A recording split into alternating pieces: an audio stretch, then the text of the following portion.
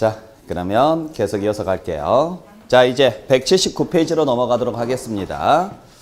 자, 179페이지를 보시게 되면은 이 장에 자, 등록면허세가 나와 있죠? 자, 우리 등록면허세는 시험 문제에서 뭐 보신 바와 같이 한 문제가 나오거나 아니면 안 나올 수도 있어요. 아시겠죠? 그래서 크게 중요하지는 않는데 그래도 그 한 문제라도 기본적인 내용은 알고 계셔야 되니까요. 간단하게 정리하고 마무리할게요. 자, 우리 등록면허세 한번 보도록 할게요. 자, 등록면허세라는 세금이 있습니다. 글자 그대로 등록을 하거나 또는 면허를 받을 때 내는 세금이 바로 무슨 세금이다? 등록면허세예요. 자, 그 중에서 우리는 등록쪽만 배웁니다. 그래서 그냥 줄여서 등록세라고 해도 무방해요. 어차피 등록면허세는 등록세 중에 하나니까. 자, 그때 등록이라는 말은 뭘 말하느냐면 등기를 하거나 등록하는 행위를 우리는 등록이라 그래요. 그래서 등록의 범위에는 뭐까지 포함되느냐면 등기가 다 포함된다라고 알고 계시면 돼요. 아셨죠? 자, 그러면 첫 번째 등록면허세 과세 대상이 뭐냐부터 한번 살펴보죠. 자, 등록면허세 과세 대상은 우리 취득세 과세 대상은 열거돼 있죠? 등록면허세 과세 대상은 열거가 안 돼 있습니다. 그냥 뭐라고 돼 있느냐? 법률상 등기나 등록 대상이 전부 다 등록면허세 과세 대상입니다. 자, 그래서 등기나 등록 대상이 되면은 다 등록면허세를 내야 돼요. 단, 딱 하나는 제외하죠? 취득세가 과세되는 등기는 제외하고요. 그래서 취득세가 과세되는 등기는 등기 등록은 제외하고 당연하죠? 이건 어디에서 과세가 될 거니까? 취득세에서 과세가 될 거니까. 그래서 우리 등기 등록 대상 중에서 취득세 시간에 말씀드렸지만은 등기나 등록을 해야 되는 것들 중에서 취득세를 내는 것들이 있었다. 그 취득세를 내는 것들을 제외한 나머지는 전부 다 무슨 세금을 낸다? 등록면허세를 내는 거예요. 이해되셨죠? 자, 두 번째. 그렇다면 등록면허세는 누가 내느냐? 즉, 납세의무자는 누가 되느냐? 자, 우리 취득세 납세의무자는 아까 누가 납세의무자다? 사실상 취득자가 납세의무자라고 그랬었죠? 등록면허세는 당연히 누가 납세의무자일까요? 등록을 하는 자가 납세의무자예요. 등록을 하는 자가. 그래서 다음 장에 넘겨보시게 되면 납세의무자 나와 있죠? 납세의무자. 자, 해서 두 번째 줄 끝에 보니까 누가 납세의무자다? 등록을 하는 자가 납부할 의무가 있다. 아시겠나요? 자, 이때 등록을 하는 자라는 것은 누구를 이야기하느냐면 등기 권리자를 이야기하는 거예요. 그러니까 여러분들이 민법 시간이나 공시법 시간에 배우셔서 아시겠지만은 등기 등록을 통해서 권리가 증대된 자를 누구라고 합니까? 등기 권리자라고 하고 등기 등록을 통해서 권리가 감소된 자를 등기 의무자라고 하죠. 그러면 당연히 등록면허세는 등기 등록을 통해서 권리가 늘어난 자가 내야 돼요? 감소한 자가 내야 돼요? 당연히 늘어난 자가 내야죠. 왜냐면 등기 등록을 하는 이유는요. 내가 그 권리를요. 가지려고 하는 게 등기 등록이니까. 그래서 그로 인해서 권리가 늘어난 자가 내는 세금이 바로 뭐예요? 등록면허세예요. 자, 그러면 우리가 납세의무자 판단할 때 한 가지 주의하셔야 될 게 보통 등기 등록 대상이 대부분이 권리거든요. 근데 권리를 등기할 때 두 가지 방식이 있죠. 크게. 하나는 설정하면서 등기하는 경우하고 또 하나는요. 말소하면서 등기하는 경우가 있죠. 그러니까 우리가 등기 항목에는 꼭 설정만 등기가 되는 게 아니라요. 없애는 것도 등기를 해야 되는 거죠. 그걸 말소 등기라고 한다 그랬죠. 그때 권리를 설정하면은요. 권리가 늘어난 자가 내야 되죠. 그 권리가 늘어난 자는 그 권리를 받은 자입니다. 그래서 줄여서 권자라 그래요. 권리자를 줄여서요. 아셨어요? 대신 자 권리를 설정했으면 그 권리자의 권리가 늘어나지만 반대로 누구의 권리는 줄어들어요? 설정자의 권리는 줄어들죠. 그러니까 등기를 넘겨주는 사람을 우리는 뭐라 그래요? 설정자. 등기를 받는 사람을 권리자. 아시겠어요? 그러면 설정하게 되면 당연히 권리가 생겼으니까 그 권리자가 내는 거고요. 대신 등기를 말소를 시키게 되면 처음에 등기를 넘긴 사람이 다시 되돌려 받는 거죠. 그래서 말소를 할 때는 누가 납세의무자가 되느냐면 그 설정자가 납세의무자가 돼요. 그래서 주의하셔야 될 게 설정이 나왔을 때 설정자가 납세의무자다 그러면 틀려요. 자, 그래서 예를 들어서 저당권이다. 그러면은 저당권 설정이면은 누가 납세의무자? 저당권자가. 대신 저당권 말소다 그러면은 누가? 저당권 설정자가 납세의무자라고요. 만약에 전세권이다 그러면은 전세권 설정이면은 누가? 전세권자가. 전세권 말소면요. 전세권 설정자가 납세의무자다라는 이야기예요. 그것만 기억하시면 돼요. 자, 그래서 우리가 전세권을 설정을 했다. 그러면 누가 납세의무자? 전세권을 설정을 했으면 전세권자죠. 전세권자는 누굽니까? 아니 그러니까 누가 전세권자예요? 을? 을이 누군데요? 전세권 설정은 누가 해요? 예? 그래요. 세입자. 그렇죠. 설마 이 전세권 설정을 집주인이 하지는 않아요. 그러니까 전세권 설정을 했을 때는 당연히 전세권 설정을 했을 때 전세권자는 누구예요? 세입자예요. 그러니까 전세권 설정 등기에 대한 납세의무자는 전세권자, 즉 세입자가 된다고요. 그죠? 네. 그러니까 집주인이 자기 집을 담보로 해서요. 전세권을 설정을 시켜주는 거죠. 그러니까 집주인은 전세권 설정자고, 그렇죠? 세입자는 전세권자고. 그러니까 전세권 설정 등기에 대한 등록면허세는 당연히 세입자가 내야 되는데 나중에 집을 나갈 때 보증금을 돌려받죠. 그러면 전세권이 말소가 되죠. 그러면 그동안에 담보로 잡혔던 게 사라지면서 그 권리가 다시 집주인에게 돌아오죠. 그래서 말소는 집주인이 해야 되는 거죠. 이론상. 그리고 당연히 집주인이 해야 돼요. 세입자가 미쳤다고 해줘요? 세입자 안 해주고 나가도요. 세입자한테는 불리할 게 전혀 없어요. 그러니까 누가 하는 거예요? 집주인이 해야 되는 거예요. 집주인이 안 해요? 그럼 누가 해요?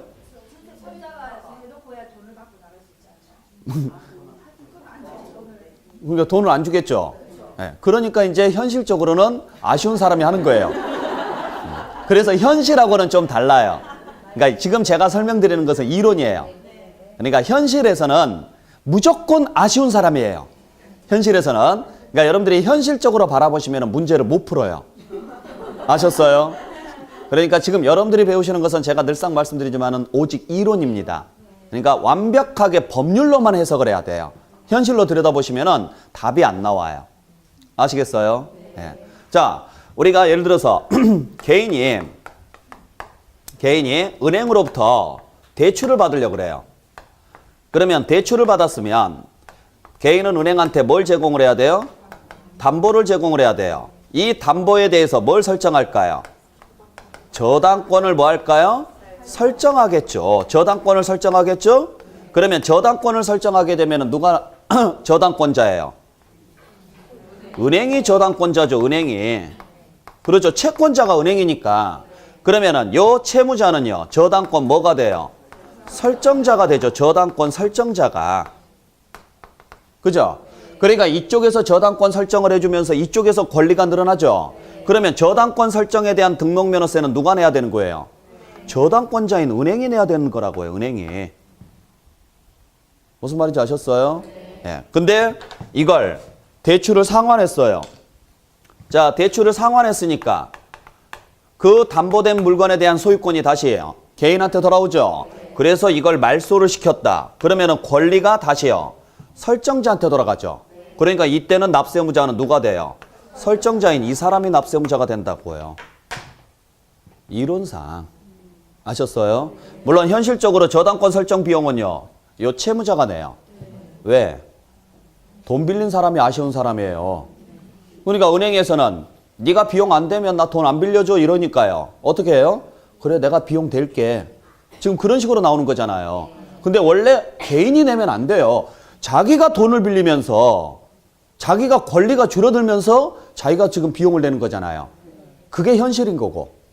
아셨죠? 법률상으로는 당연히 누가 내야 돼요? 은행이 내야 돼요. 은행이. 그래서 예전에 한번 이게 PD수첩에서 맞았어요. 한번 제대로요. 왜 은행이 그렇게 갑의 행포를 부리느냐. 당연히 저당권 설정에 대한 등기 비용은 당연히 누가 내야 되는데 은행이 내야 되는데 왜 대출 받은 사람한테 내라고 하느냐. 그래서 그때 한때 대대적 한 몇 년 됐어요. 대대적으로 은행에서 사과문을 공지를 했어요. 문 앞에다가요. 저당권 설정 비용에 대한 비용은 당연히 은행이 부담하는 겁니다. 이러한 사실을 인지하고 어쩌고저쩌고 해가지고 정문에 사과문으로 다 올렸어요. 벽에 다 붙어 있었어요. 그래가지고 한동안은 은행이 냈어요. 그러다가 이후에 다시 이래저래 다른 편법을 통해서 보통은 이 사람이 내요. 대출 받은 사람이. 아셨어요? 그러니까 아까 전세권하고 똑같은 거예요.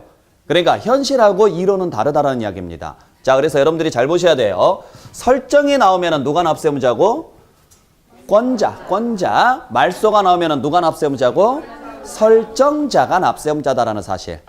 무슨 말인지 아셨죠? 잘 보시기 바랍니다. 자, 그러면 과세 대상하고 납세무자까지 살펴봤으니까 이제는 세금을 한번 계산을 해보죠. 자, 세금 계산은 과세 표준에다가 세율을 곱하는데 우리가 등기 등록 대상에는 여러 가지가 있습니다. 그중에 우리는 부동산 등기만 배우면 되죠. 어차피 우리가 배우는 게 부동산 세법이니까. 그러면 부동산 등기부에 표시될 항목은 크게 세 가지입니다. 첫 번째는 소유권 등기가 들어가죠. 그죠? 소유권은 등기부상 어디에 표시가 돼요? 갑과 항목에가 표시가 되잖아요. 그러니까 일단 기본적으로는 소유권 등기가 되는데 문제는 소유권 등기를 하려면 취득세를 내야 돼요? 등록면허세를 내야 돼요? 당연히 취득세를 내야죠. 소유권은 취득이니까. 아시겠어요? 그래서 원래 소유권 등기는 취득세를 내고 등기하는 게 기본이에요. 근데 취득세를 낼 수 없을 때가 있어요. 그때는 등록면허세를 내고 등기합니다. 지금 우리는 여기를 배우는 거예요. 그러니까 어떤 경우냐면 내가 건물을 하나 취득을 했어요. 건물을 취득을 했으니까 당연히요. 일정 기간 내에 뭐 해야 돼요? 신고하고 납부해야 돼요. 근데 이걸 안 했어요. 안 하면 지자체에서 뭐 해야 돼요? 결정해서 고지서 보내야 되죠. 근데 그 결정해서 고지서 보내는 기간이 있어요. 이걸 우리는 무슨 기간이라고 하느냐면 제척기간이라고 합니다.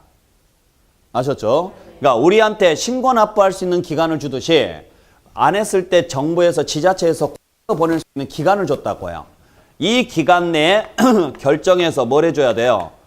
고지서를 보내야 되는데 안 했어요. 이것도요. 그러면 그 세금은 자동으로 소멸합니다. 취득세는 안 내도 돼요. 그래서 우리가 혹시 실수로 기억하고 계시는지는 모르겠는데 그런 실수는 하셔도 돼요. 자, 우리 첫 번째 시간에 납세무 성립, 확정, 소멸을 배웠어요. 기억나세요? 그때 납세무 소멸 사유가 5개가 있습니다. 하나가 납부, 충당, 취소, 그리고 제척기간 만료와 소멸시효 완성이 있어요. 이게 제척기간 만료예요. 그래서 어찌됐든지 간에 일정 기간 내 법정 기한 내 신고 납부를 안 했다. 그러면 고지서 받아서 내게 될 건데 그 고지서도요. 30년이나 40년 후에 와서는 안 되지 않느냐. 그래서 기간을 정해줬다고요. 그 고지서 보낼 수 있는 기간을 무슨 기간? 제척기간이라고 하는데 그 제척기간이 끝나버린 거예요.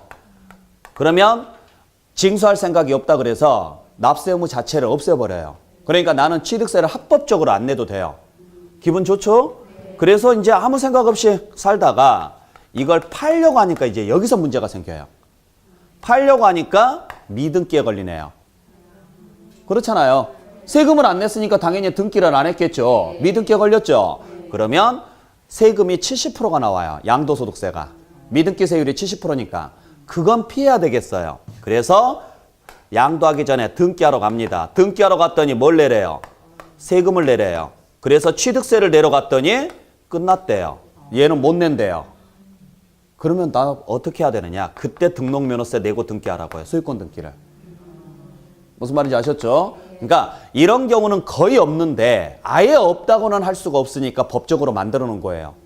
이럴 수도 있으니까. 99%는 이런 경우가 없는데 1%가 이런 경우가 있다고요. 아시겠죠? 자, 그래서 원래 소유권 등기는 무슨 세금을 내야 돼요? 취득세를 내야 되는데 등록면허세를 내고 등기하는 경우가 있더라. 그러면 우리 취득세를 내게 되면 몇 프로를 내야 되느냐? 2% 더하기 등기에 대한 세율을 더해서 내야 되죠. 만약에 등록세로 낸다면, 등록면허세로 낸다면 2% 쪽은 안 내도 돼요. 어차피 뭔만을 위해서 내면 되니까. 그래서 요게 그대로 내려오면 돼요. 우리 취득세에서 배웠던 내용. 자, 그러면 보죠. 소유권 등기가 크게 두 가지가 있죠. 하나는 보존 등기가 있고요. 또 하나는요. 이전 등기가 있겠죠. 보존 등기가 있고 이전 등기가 있습니다. 그래서 보존 등기는 원시 취득이고 이전 등기는 승계 취득인데 승계 취득에는 다시 유상으로 취득하는 경우와 상속으로 취득하는 경우와 증여로 취득하는 경우 즉 세 가지로 나눕니다. 그랬을 때 보존 등기를 하든 유상 이전 등기를 하든 어차피 소유권 등기는 뭘 가질 목적이니까 그 부동산을 가지는 게 목적이니까 그 부동산가액이 과세 표준이에요. 등록면허세는 그 등기하는 목적을 알아야 돼요. 그 등기하는 목적이 과세 표준이니까. 소유권 등기는 당연히 등기하는 목적이 뭐예요? 그 부동산을 가지는 게 목적이잖아요. 그래서 그 부동산가액이 과표예요. 그때 보존 등기면은 무슨 취득이에요? 원시 취득이죠. 원시 취득이면은 취득세로 냈으면 몇 프로를 내야 돼요? 원시 취득 취득세로 냈으면 몇 프로 내야 돼요? 2.8%를 내야죠. 원시 취득이니까 1%, 2%, 38광땡, 815 광복, 38선 분할해서 원시 8이잖아요. 8. 그러니까 2.8%죠. 2.8 그러니까 2 더하기 0.8로 돼 있죠. 그건 취득세고 등록면허세로 내면 얘만 내려온다고요. 그러니까 0.8%라고요. 자, 유상승계 취득이었으면 취득세로 냈으면 몇 프로 내야 돼요? 4% 내야죠. 2 더하기 2에서 4% 내야 돼요. 근데 등록면허세로 내니까 몇 프로만 내면 돼요?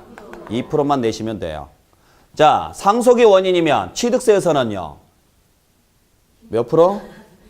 2.8. 그래서 2 더하기 0.8이었어요. 그럼 등록면허세로 내면 0.8%만 내시면 된다고요.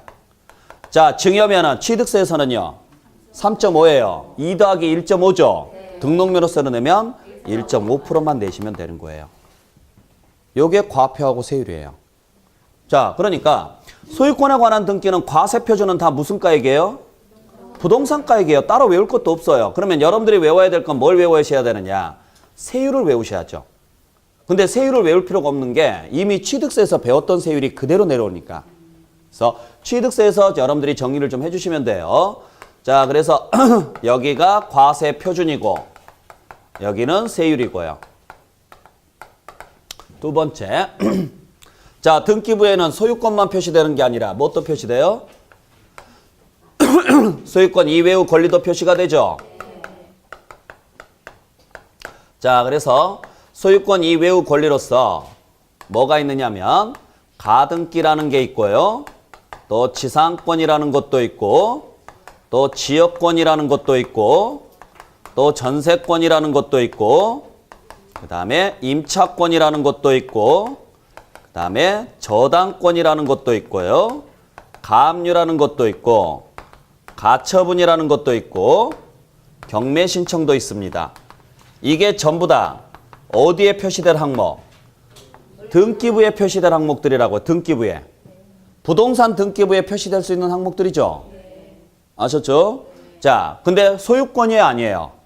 소유권은 아니라고요. 그래서 소유권은 당연히 등기부에 표시가 되고 소유권 아닌 것 중에서 등기부에 표시될 항목들이 이런 것들이 있다고요. 그러면 이러한 것들을 등기할 때는 얼마를 내야 되느냐. 자, 이걸 외울 생각은 하지 마시고요. 왜 이걸 우리가 하는지를 이유를 생각하자고요. 자, 그럼 보죠. 여러분들 지역권이 뭔지는 아시죠? 지역권은 왜 설정해요? 토지를 이용하려고. 어떤 토지를? 남의 토지를? 그게 아니죠. 남의 토지를 이용하려고 설정하는 게 아니라 내 땅을 이용하려고 남의 땅에 설정하는 게 지역권이에요. 내 땅을 이용하려고. 그러니까 내 땅이 무슨 땅이에요 지금? 맹지예요. 맹지. 맹지기 때문에 다른 사람 땅을 통과하지 않고서는 절대 내 땅에 값어치가 없는 거예요. 그러니까 내 땅을 이용하고 싶어요. 그걸 위해서 남의 땅에다가 설정하는 거지. 남의 땅을 이용하기 위해서 남의 땅에 설정하는 게 아니에요. 무슨 말인지 아시겠어요? 그때 내 땅은 뭐라고 해요? 요역지라고 하죠. 요역지.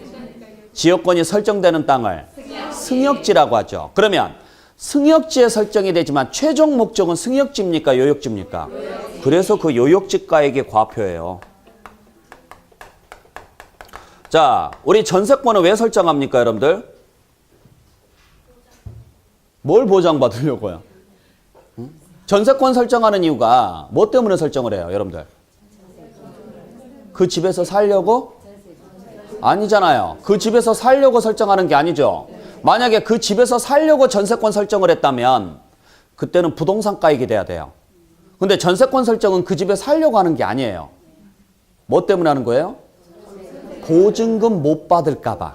그 보증금 받기 위해서 하는 거죠. 그러니까 그때는 그 보증금이, 그래서 전세 금액이라고 하죠. 부동산가액이 아니라. 임차권은 반대로 월세고요. 월세를 보호받기 위해서 설정하는 거예요. 그러니까 전세권하고 임차권하고 차이점은 딱 하나잖아요. 하나는 월세, 하나는 전세예요. 보증금이에요. 그러니까 이건 올 보증금이고 이건요, 원래 올 월세예요. 그죠? 근데 우리 임대차 계약에서 보증금을 받아야 안 받아요? 보증금 있잖아요. 보증금 얼마에 월세 얼마잖아요. 그때 보증금은 임대차 계약에서 보증금은요, 보증금이에요? 아니에요. 임대차 계약에서 보증금은 뭐예요? 선월세요. 선월세. 월세 안 내고 도망갈까 봐 또 월세 안 내면 어디에서 깔려고? 보증금에서 깔려고 미리 받아놓은 돈이니까 임차권에서는 보증금은 의미가 없다고요. 임차권에서 주 목적은 월세고 전세권은 원래 보증금만 받고 빌려주는 거니까 보증금 자체가 뭐가 되고요? 목적이고요. 아시겠나요? 네. 그 다음에 여러분들 저당권은 왜 설정해요? 저당권은 왜 설정합니까? 예? 뭐라고요? 돈 빌려주려고 설정해요? 빌려준 돈 받으려고 설정하는 거죠. 가압류는요? 똑같아요. 그래서 이건 부동산에 설정하지만 부동산 자체가 목적이 아니고 빌려준 돈 못 받을까 봐, 그래서 채권 금액이에요. 그러니까 이게 외울 필요가 없는 게 이 권리를 내가 왜 설정하는지만 알면 답은 자연스럽게 떨어져요. 자, 가등기는 여러분들 왜 하는 거예요? 가등기는. 가등기는 왜 하는 거예요? 가등기가 뭐예요? 뭔 약속을 해요? 뭔 약속을? 어떤 권리를? 소유권, 소유권. 결국에는 소유권의 순위보존이잖아요. 즉 내가 나중에 어차피 이거 내가 살 거야. 그러니까 내 이름으로 등기할 건데 지금 사정이 생겨서 내 이름으로 당장 등기는 못하지만 네가 다른 사람한테 팔까 싶으니까 미리 뭘 걸어놓는 거예요? 가등기를 걸어놓는 거예요. 가등기를. 그래서 가등기를 걸어놓으면 나중에 가서 본등기 하게 되면 본등기가요, 가등기 순위로 넘어가 버리죠. 그래서 우선순위가 주어지는 거죠.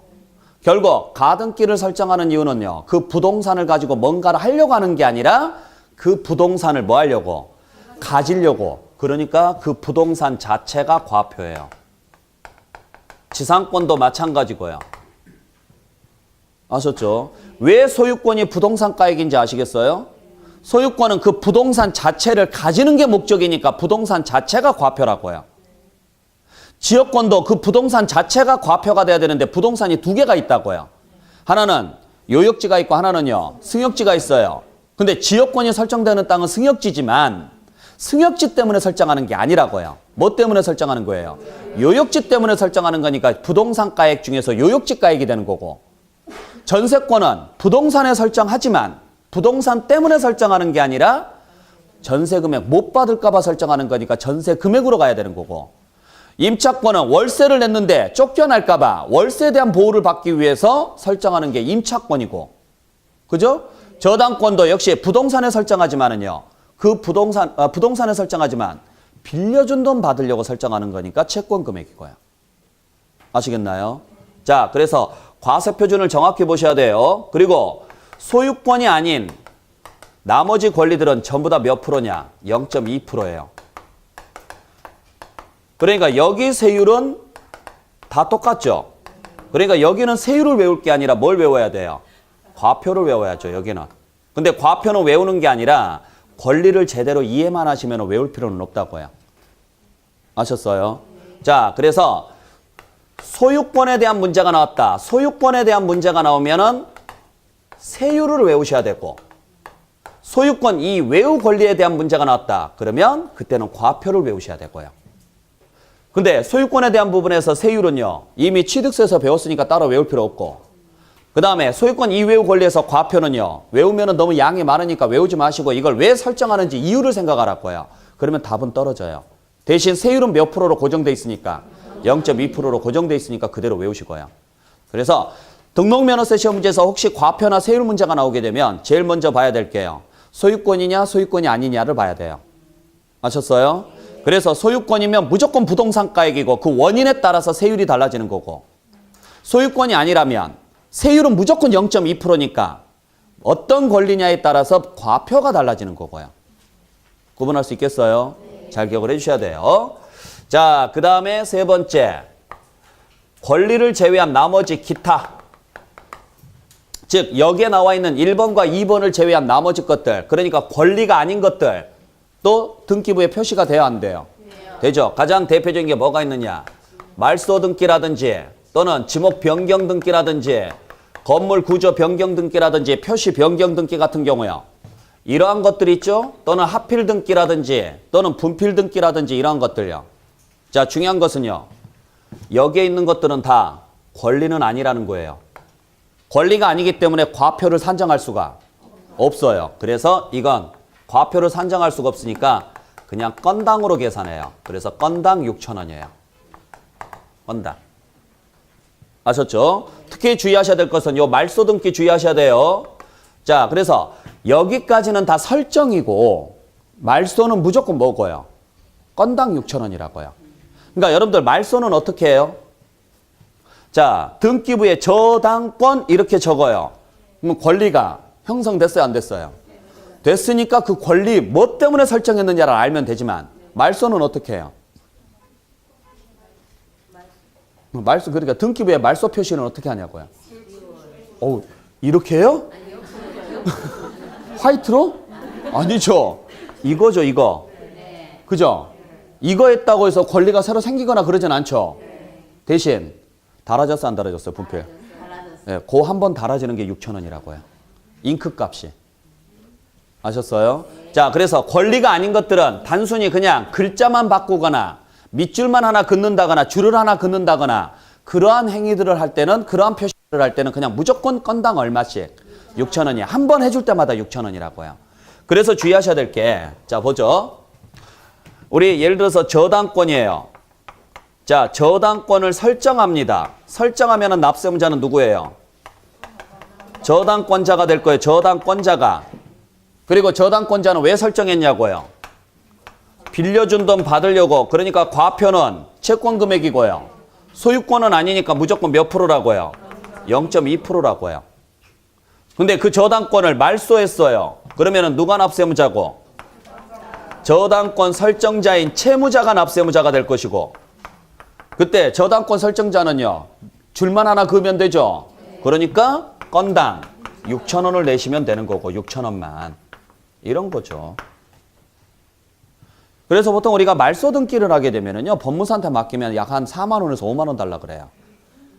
네. 그럴 거예요.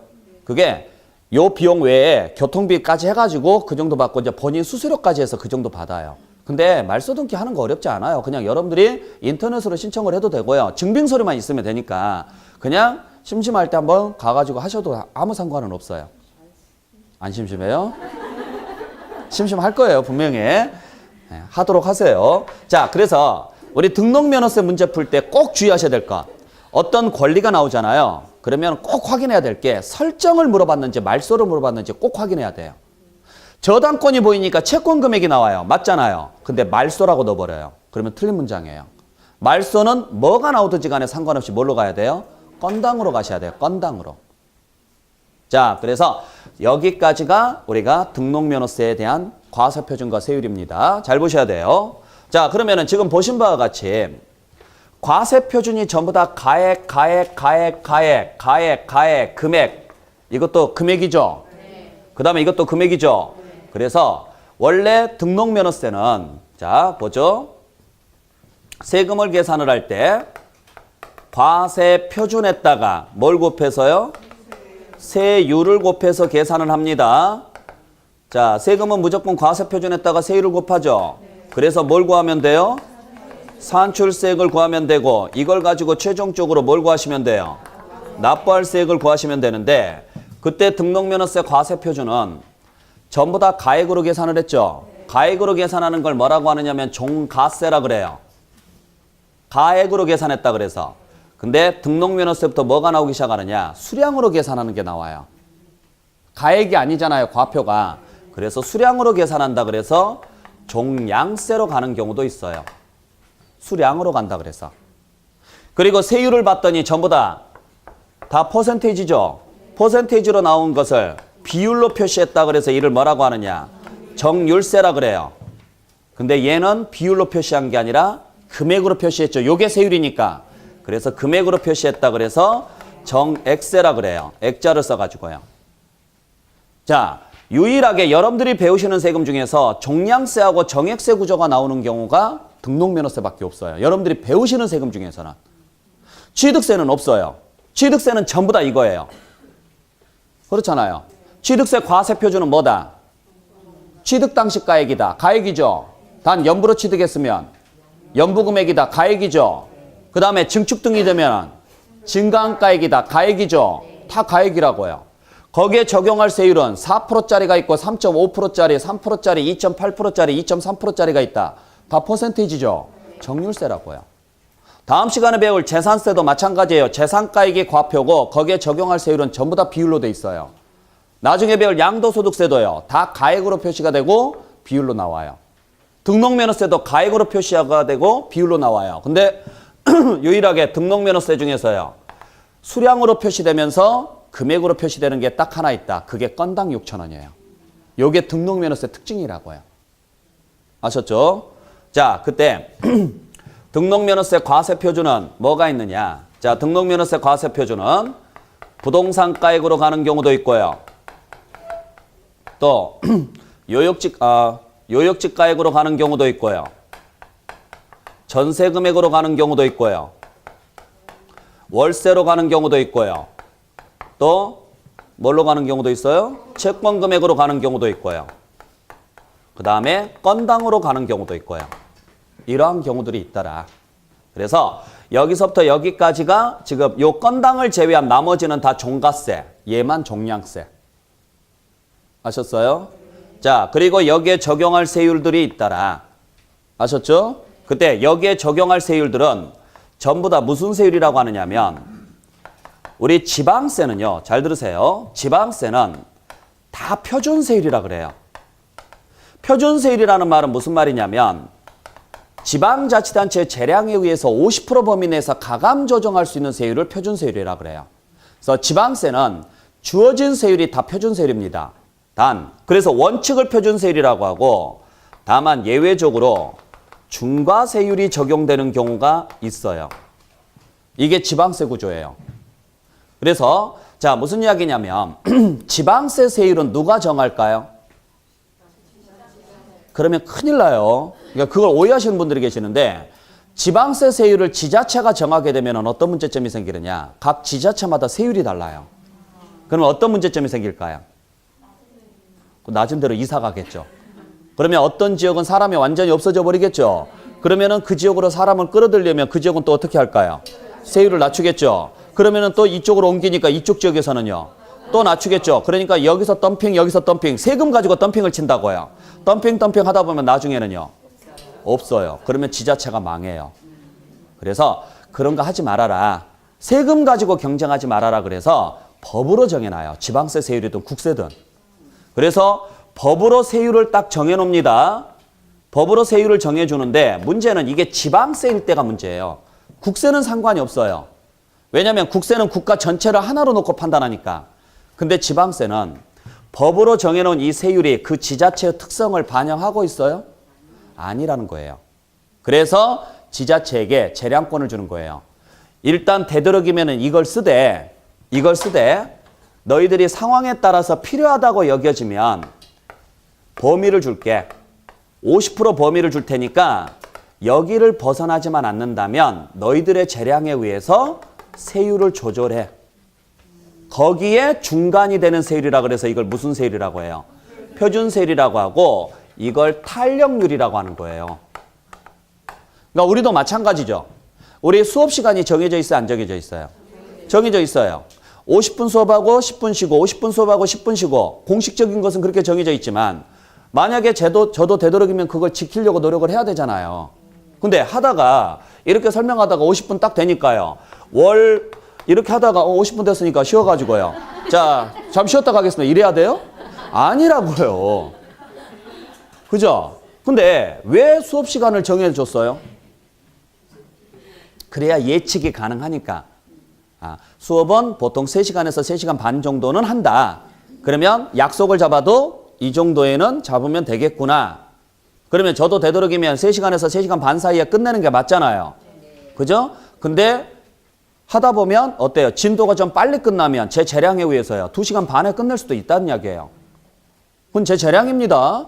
물론 여러분들이 기분 나쁘다고 하면 3시간 다 맞춰줘요. 근데 하다 보니까 진도가 조금 더 필요해요. 그러면 여러분들한테 양해를 구하고 오늘 한 20분만 더 할게요. 라고 해도 돼요? 안 돼요? 되죠? 고마워요. 된다 그래서 분명히 말씀하셨어요. 감사합니다. 자, 그게 표준세율이라는 거예요. 그래서 예를 들어서 자, 우리 원슈 취득이면 몇 프로가 기본이냐면 2.8%로 잡아놨어요. 취득세에서. 그러면 신축이면 되도록이면 몇 프로 적용하라고요? 2.8을 적용하는데 2.8의 절반이면 1.4잖아요.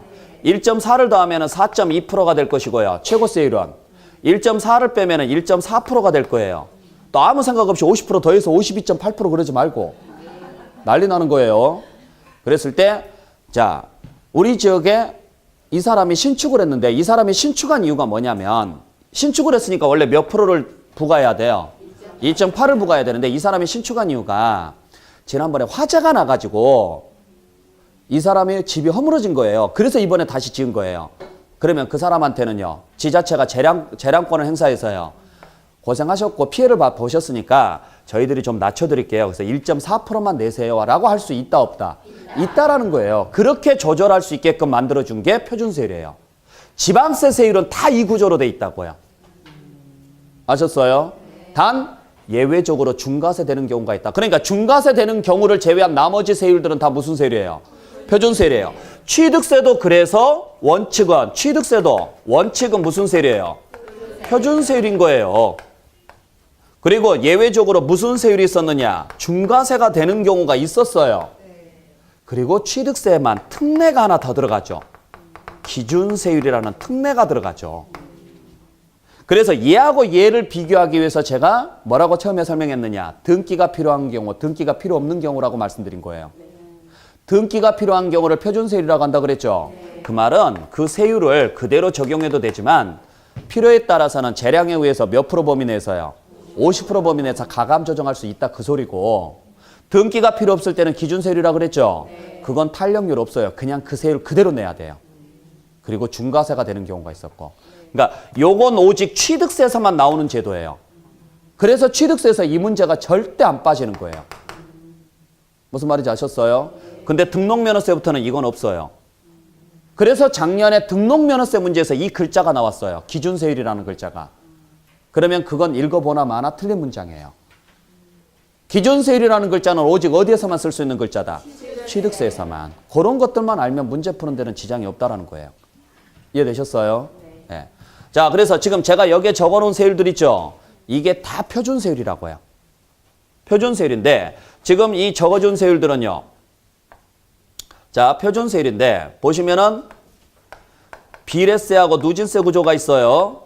그중에 지방세는요. 누진세 구조가 없습니다. 전부 뭐예요? 비례세만 있다고요. 비례세만. 취득세도 마찬가지였죠. 누진 구조가 있었어요? 없었어요? 없었어요. 그래서 비례세로서 표준세율이 제일 높은 게 2%, 그 다음에 1.5%, 그 다음에 0.8%, 그 다음에 0.2%, 그 다음에 6,000원. 여기까지가 들어가죠. 그래서 2%부터 0.8%까지가 소유권. 소유권 이외에는 전부 다 0.2%고 그 다음에 말소 등기는 무조건 건당이고 건당 6,000원이고. 무슨 말인지 아셨어요? 대신 예외적으로 중과세 되는 경우가 있다. 우리 취득세에서 중과세 되는 경우가 두 가지가 있었죠. 하나는 과밀억제 권역 내에서 공장이나 법인 등을 세우게 되면 몇 배? 3배 중과세고 그 다음에 사채성 재산을 취득하게 되면요. 5배 중과세죠. 그죠? 그래서 과밀억제 권역 내 공장 등이나 법인 등을 세우면 무조건 3배입니다. 근데 사채성 재산은 없어요. 등록면허세는. 그러니까 5배짜리가 있다 없다? 없어요. 왜 없는지 아시겠어요? 우리 취득세에서 취득을 하면 등기를 해야 된다 그랬죠? 그죠? 또는 취득을 했지만 등기 안 해도 되는 경우가 있다 그랬죠? 그죠? 자, 이걸 표준세율, 이건 기준세율이라고 한다 그랬잖아요. 그때 사채성은요, 여기만 5배예요. 여기만. 그러면 등록면허세는 얘가 있어요, 없어요? 없죠. 그러니까 5배 할 게 없다고요. 그래서 사채성 재산을 취득세로 내게 되면 중과세가 되지만 사채성 재산을 등록면허세로 내면 그때는 중과세 없이 그냥 그 세율만 적용해서 내요. 아셨죠? 자, 그래서 등록면허세에서 중과세는 몇 배짜리밖에 없다? 3배짜리밖에 없다. 사채성 재산에 대해서는 중과세 된다, 안 된다? 안 된다라는 사실을 기억을 해주셔야 돼요. 자, 이때 우리 과세 표준이 되는 이 부동산가액은 자, 어차피 뭐 전세 금액이라든지 채권 금액은 금액이 나와 있으니까 상관이 없는데 요 부동산가액은 금액이 따로 나와 있어요, 안 나와 있어요? 안 나와 있으니까 이걸 정해야 돼요. 그때 우리 취득세는 무슨 당시 금액으로 간다 그랬어요? 취득 당시 금액이죠. 왜 취득 당시 금액이에요? 취득 시점이 성립일이니까. 그러면 등록면허세는 무슨 당시 가액으로 가야 될까요? 그렇죠. 등기 당시 가액으로 가야죠, 이건. 등록면허세니까. 그래서 취득세하고 등록면허세하고 똑같아요. 단지 차이점은요. 취득세니까 무슨 당시고? 취득세고 얘는 등록면허세니까 무슨 당시로 가라고요? 등기 당시 금액으로 가라고요. 그때 이 등기 당시 가액은 어떻게 산정하느냐? 원칙은 납세문자가 역시 신고한 금액으로 갑니다. 왜? 등록면허세는 신고제도니까. 그러니까 등기는 언제 할까요? 본인이 하고 싶을 때예요. 그러니까 누구만 알아요? 본인만 알아요. 그러니까 알아서 신고해달라고요. 당신이 등기하고 싶은 시점에 금액으로 신고하라고요. 아셨어요? 단, 이를 신고하지 않았어요. 그러면 뭘로 간다 그랬어요? 예외적으로 시가표준액으로 한다 그랬었죠. 다만 국수공판장 부동산 거래신고에 관한 법률에 의해서 검증됐으면요. 사실상 취득가격으로 간다고요. 그러니까 방식은 취득세하고 똑같아요. 단지 차이점이 있다면 취득세는 무슨 당시였고 취득 당시였다면 등록면허세는 등기 당시라는 거예요. 글자 그대로 가시면 돼요. 취득세니까 무슨 당시? 취득 당시. 등록면허세니까 등기 당시예요. 그리고 둘 다 신고제도니까 원칙은 무슨 가액이다? 신고가액이 돼. 신고가액이 없으면은요. 시가표준액으로 하고 국수공판장 부동산 거래신고에 관한 법률에 의해서 검증됐으면 사실상 취득가격으로 하십시오 이야기예요. 근데 여기서 하나 문제가 생겨요. 이때 신고가액이나 시가표준액은 등기 당시 가액으로 가는데 요 사실상 취득가액은 취득 당시 가액이에요. 그래서 여기서 취득자를 쓰는 거예요. 근데 우리는 무슨 당시 가액으로 가야 돼요?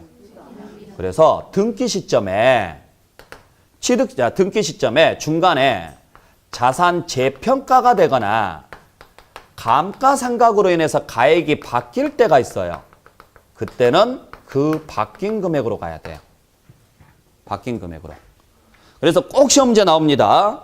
자산 재평가나 감가상각 등으로 인해서 가액이 변경됐다 그러면은요. 꼭 시험 문제 틀리게 낼 때는 뭐라고 내느냐. 그래도 변경 전 가액으로 간다 이렇게 내요. 맞다 틀리다? 틀려요. 변경 전 가액이 아니라 변경된 가액으로 가시라고요. 아셨어요? 자, 그래서 무슨 이야기냐면 이런 이야기가 되겠죠? 간단하게 생각하시면 돼요. 취득세는 언제 내는 세금? 취득할 때 내는 세금. 등록면허세는? 등기할 때 내는 세금. 그래서 취득세는 무슨 당시가액? 취득 당시가액이고요. 등록면허세는요? 등기 당시가액이라는 거예요. 이 당시가액으로 가자고요. 그래서 신고할 때도 이 시점의 금액으로 신고하라고요. 아셨어요? 근데 신고가 없으면 이 시점에 시가표준액으로 가겠다. 등록면허세는 이 시점에 금액으로 신고해 주시라고요. 그래서 내가 예를 들어서 이때 취득세를 낼 거예요. 이때 세금을 내는데 자, 요때 세금을 내는데 이때 세금을 내요. 세금을 내는데 만약에 취득세로 낸다면 이 당시 금액으로 신고하라는 거고, 만약에 등록면허세로 낸다면 이 당시 금액으로 신고하라는 거예요. 그러니까 내가 세금을 낼 때 취득세로 내면은 무슨 당시가액으로 신고해 주시고요? 취득 당시가액으로 신고를 해요. 그러면은 지자체에서도요, 이 시점에 시가 표준액하고 비교하는 거예요. 이 시점에 시가 표준액하고 비교하는 게 아니고. 근데 무슨 세금으로 낸다면? 등록면허세로 낸다면 이 당시 금액으로 신고해 주시라고요. 그러면 내가 취득했을 때는 4억이었는데 자, 한 7년 지나고 나서 등기를 해요. 7년 지나고 나서 등기를 하는데 6억이 됐어요. 그럴 수 있죠? 그래도 취득세로 낸다면 이걸로 가라고요. 근데 등록면허세로 낸다면 이걸로 가라는 이야기예요. 아셨어요? 그러니까 여러분들이 취득을 하게 되면 보통 대부분 그 취득하자마자 취득세 내는데 하다 보면은 2년, 3년, 4년, 5년 후에 낼 때도 있어요. 5년 후에 내더라도 이 당시 금액으로 가는 거예요. 취득세로 내면. 근데 취득세가 소멸이 돼서 뭘로 낸다면? 등록면허세로 낸다면 그때는 등기 당시 금액으로 가라고요. 근데 국수공판장, 부동산 거래신고에 관한 법률에 의해서 검증이 됐죠. 그때는 무조건 무슨 가액으로 간다고요? 사실상 취득가격으로 가는데 그걸 등록면허세로 낼 때도 그 금액 그대로 가는 거예요. 사실상 취득가격으로 그대로. 그러니까 이건 똑같아요. 대신 신고가액이나 시가표준액은 같아요, 달라요? 이건 달라요. 그죠? 왜? 이건 무슨 당시 금액이고 취득 당시 금액이고 이건 등기 당시 금액으로 가야 되니까. 근데 얘는 같다고요. 그래서 글자가 똑같이 나오는 거예요. 아셨나요? 근데 등록면허세는요, 이 당시 금액으로 가야죠. 그죠? 그러다 보니까 중간에요, 재평가가 되거나, 토지 같은 경우는 재평가라고 하고요. 건물 같으면 감가상각이라 그래요. 그래서 이 당시 금액이 바뀔 때가 있다고요. 장부상 금액이. 그러면 경매로 받았을 때 4억에 받았는데 중간에 감가상각에서 3억 2천으로 장부에 나와 있다. 달랐죠? 그래도 4억으로 가야 되느냐, 3억 2천으로 가야 되느냐. 취득세였으면 4억 그대로 가야 돼요. 왜? 취득세는 무슨 당시가액으로 가야 되니까. 근데 등록면허세는 등기 당시가액으로 가야 되니까 이때는 얘로 가라고요. 변경된 금액으로 가라고요. 변경 전 금액으로 가는 게 아니라. 그러니까 이 말은 등록면허세에서만 나올 수 있는 말이에요. 무슨 말인지 아셨어요? 꼭 기억하셔야 돼요. 시험제 잘 나와요. 등록면허세 시험제에서. 자, 그래서 이 내용을 여러분들께서 보시고, 자, 그래서 과세표준하고 세율까지 여러분들 정리해드렸습니다. 아시겠죠? 다시 한번 확인해 주시고, 그 다음에 우리 저당권, 자, 우리 채권 금액으로 가는 경우 좀 기억을 하셔야 되는데, 채권 금액으로 가는 경우가 4가지. 저당권, 가압류, 가처분, 경매 신청이에요. 아셨죠? 그때 주의하셔야 될 게, 요 채권 금액이 없을 때가 있어요. 그때는 얼마를 잡느냐? 채권 금액이 없을 때는 채권의 목적이 된 금액으로 갑니다. 잘 기억하셔야 돼요. 채권의 목적이 된 금액으로 갑니다. 만약에 부동산가액으로 간다 그러면 틀려요. 자, 무슨 이야기냐면 저당권을 설정하려면 채권 금액이 있어야 돼요, 없어야 돼요? 있어야 돼요. 그러니까 그냥 그 채권 금액으로 가면 돼요. 문제는 근저당 설정할 때예요. 근저당을 설정하면은 채권 금액이 표시가 돼야 안 돼요? 안 되죠. 뭐가 표시가 돼요? 채권 최고액이 표시가 돼요. 자, 그래서 10억짜리 건물이에요. 10억짜리. 10억짜리 건물을 담보로 맡겨서 4억의 대출을 받을 건데 어차피 나중에 돼서 또 추가로 대출을 더 받아야 될지도 모르니까 그냥 근저당으로 잡은 거예요. 그래서 6억을 잡은 거예요. 최고액을. 그러면 등기부에는 4억이 표시가 된 게 아니라 지금 대출받은 4억이 표시가 된 게 아니라 6억이 표시가 돼요. 최고액이. 그러면 최고액은 표시가 됐는데 얼마 대출받았는지는 알아요, 몰라요? 몰라요. 그때. 그러면 그 최고액인 6억으로 갈 거냐 아니면 그냥 부동산 전체로 갈 거냐. 그 최고액으로 가시라고요. 그게 채권의 목적이 된 금액이라 그래요. 아셨어요? 그래서 채권 금액이 없다면 부동산 가액으로 간다 그러시면 틀려요. 채권 금액이 없을 때는 무슨 금액으로 간다? 채권의 목적이 된 금액으로 하십시오라는 이야기까지 기억을 좀 해주시고 하나 더. 자, 이렇게 해서 우리가 지금 뭘 계산을 했느냐? 세금을 계산을 했어요. 과세표준에다가 세율을 곱해서 세금을 계산했습니다. 근데 이 세금이 세액이 6,000원이 안 될 때가 있어요. 계산해보면. 그러면 징수하는 게 나아요? 안 하는 게 나아요? 합니다. 그래서 주의하세요. 그래서 이때는 무조건 6,000원을 징수합니다. 이를 뭐라고 하느냐? 최저세액이라 그래요. 그러니까 등록면허세는 세금을 무조건 내라 그래요. 근데 그 금액이 최소 금액이 얼마인 거예요? 6,000원이에요. 그래서 일반적으로 권리가 아닌 것들은 다 6,000원씩 걷는 거예요. 자, 아까 우리 취득세에서는요. 50만 원 이하면은 어떤다 그랬어요? 내지 마라 그랬죠. 그러니까 취득세는 50만 원 이하면은 내지 마라 그래서 면세고 등록면허세는 그런 제도가 없어요. 6,000원 미만이면 무조건 6,000원을 내야 돼요. 아셨나요? 자, 그래서 예를 들어서 임대차 계약을 맺었는데 보증금 1억에 월 100만 원이에요. 그래서 임차인이 임차권 등기를 하러 갑니다. 그러면 등록면허세 내야 돼, 안 내야 돼요? 내야죠. 그때 과세표준은요? 과세표준은 월세니까 100만 원이라고요. 과표는. 아셨어요? 그리고 소유권이 아니니까 세율은 0.2%예요. 그러면 얼마예요? 얼마? 2,000원 나오죠? 네, 6,000원 내라고요. 6,000원. 무슨 말인지 아셨어요? 또 나중에 가가지고 이거 가지고 저한테 시비 거시는 분들이 계세요. 조용히 와가지고요. 참 제가 이렇게 말씀드리긴 그러는데요. 지난번에 계산 잘못하셨어요. 그러지 마세요. 계산 잘못한 거 아니에요. 분명히 말씀드렸습니다. 2,000원인데 6,000원 안 됐잖아요. 그러면 얼마로 걷는다? 6,000원으로 걷는다고요. 제발 부탁해요. 네. 자, 그래서 여기까지 일단 정리하시고 잠시 쉬었다가 마무리 정리할게요. 네, 지우지 마세요.